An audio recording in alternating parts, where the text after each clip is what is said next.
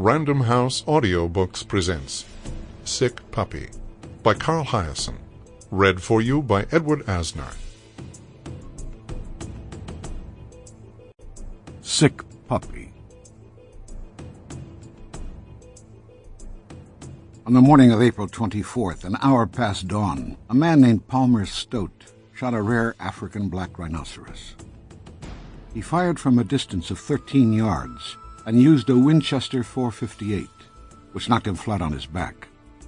The rhinoceros wheeled as if to charge, before snorting twice and sagging to its knees. Its head came to rest under a spread of palmettos. Palmer Stoat instructed his guide, a former feed salesman named Durgis, to unpack the camera. While Durgis assembled the video equipment, Stoat inspected his newest trophy, which had cost him $30,000, not including ammo and gratuities.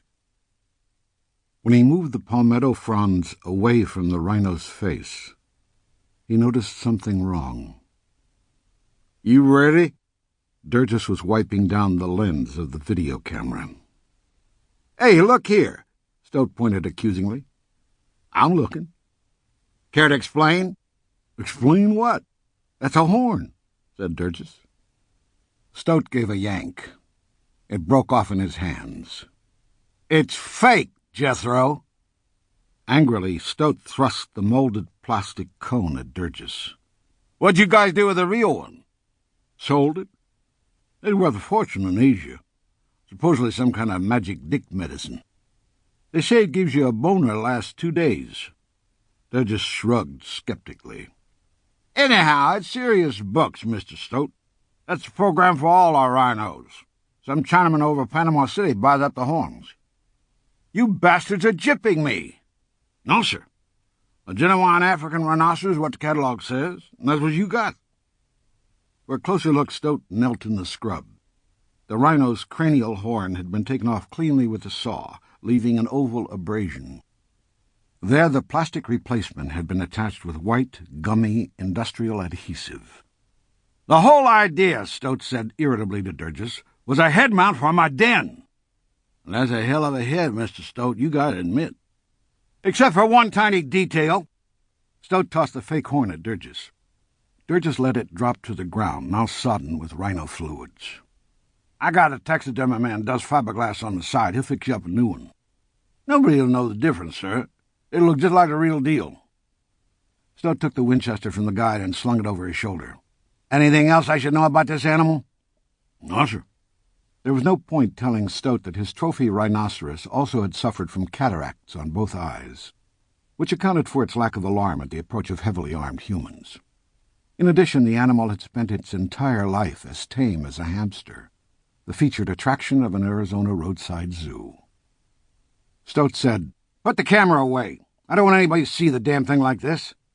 You'll get with that fiberglass man right away?" "First thing tomorrow," Durgis promised. Palmer Stoat was feeling better. He rubbed a hand across the rhino's bristly plated hide and said, "What a magnificent creature." Durgis thought, "If only I had $10 for every time I've heard that line."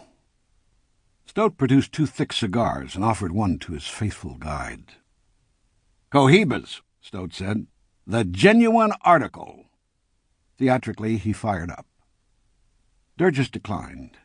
He grimaced at the acrid commingling of fumes, stogie, and rhino piss. Stoat said, "Tell me something, little Buona." "Oh, blow me," Durgis almost said. "How old do you figure this animal to be?" "I ain't too sure." Stoat said, "She looks to be in her prime." "Yes, she does," said Durgis, thinking, "blind, tame, fat, and half senile. A regular killing machine, all right." Palmer Stoat continued to admire the carcass as he felt this was expected of a triumphant hunter. In truth, it was himself he was admiring, as both he and Durgis knew. Stoat patted the flank of the carcass and said to his guide, "Come on, man, I'll buy a beer." "Sounds good." Durgis took a portable 2-way radio from a pocket of his safari jacket. "First let me call Asa to bring the flatbed." Palmer Stoat had more than enough money to go to Africa, but he didn't have the time. That's why he did his big game hunting at local safari ranches, some legal and some not. This one, located near Ocala, Florida, was called the Wilderness Veldt Plantation. Officially, it was a private game preserve. Unofficially, it was a place where rich people went to shoot exotic wild animals. Palmer Stoat had been there twice before, once for a water buffalo and once for a lion. From Fort Lauderdale, it wasn't a bad drive, a shade over 4 hours. The hunts were staged early in the morning, so usually he was home in time for dinner. As soon as he made the interstate, Stoat got on the phone. He had 3 cellular lines to his Range Rover, as his professional services were in high demand. He called Desi and told her about the kill. "It was classic," he said, smacking on the cigar. "How so?" his wife asked. "Just being out there in the bush, the sunrise, the mist, the twigs crackling under your boots. I wish you'd come along sometime." "What did she do?" his wife asked. "When you blasted her, I mean. Did she charge?" "No, Des. Everything was over in a second. It was a clean shot." Desirata was Palmer Stoat's 3rd wife. She was 32 years old, an avid tennis player, and an occasional liberal. Stoat's buddies once called her a bunny hugger because she wasn't a fan of blood sports. "It all depends on whose blood you're talking about," Stoat had said with a taut laugh. "I suppose you took video," Desi said to her husband. "Your first endangered species and all." "As a matter of fact, no. No video." "Oh, Dick's office called 4 times, Desi said. Stoat said, "Who in Dick's office?" "Some woman." That really narrows it down, Stoat thought. Dick Artemis was the governor of Florida, and he liked to hire women. Desi said, "Should I make dinner?" "No. Let you and I go out. To celebrate, okay?" "Great. I'll wear something dead." "You're a riot, Alice." Palmer Stoat phoned Tallahassee and left a message on the voicemail of Lisa June Peterson, an aide to the governor. Many of Dick Artemis's staff members went by 3 names, a vestige of their college sorority days at FSU. So far, none of them had consented to have sex with Palmer Stoat, but it was still early in the new administration. Eventually, they would come to see how clever, powerful, and charismatic Stoat was, one of the 2 or 3 top lobbyists in the state. In Wildwood, he got on the turnpike and soon afterwards stopped at the Okahumpka Service Plaza for a late lunch. 3 hamburgers all the way, 2 bags of French fries, and a jumbo vanilla shake. He drove one-handed, stuffing his cheeks. Somewhere north of Yeehaw Junction, a dirty black pickup truck appeared in the Rover's rear window. The truck came up fast and then settled in, 3 car lengths behind Stoat's bumper. Stoat was gnawing on fries and gabbing on the phone, so he didn't pay serious attention until an hour or so later, when he noticed the truck was still behind him. Weird, he thought. Southbound traffic was light. Why didn't the idiot pass? Like most affluent white people who owned sport utility vehicles, Palmer Stoat lived in constant fear of a carjacking. He'd been led to understand that luxury 4x4s were the chariots of choice for ruthless black and Latin drug gangs. Glare on the truck's windshield made it impossible for Stoat to ascertain the ethnicity of the tailgater. But why take a chance?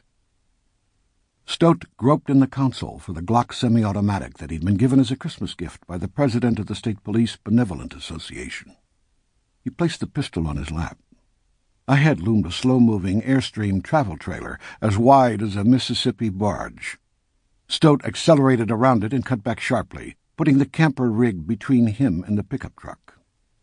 He decided to get off the turnpike at the next exit to see what the tailgater would do. The Airstream followed Stoat off the ramp, but the tailgater was gone.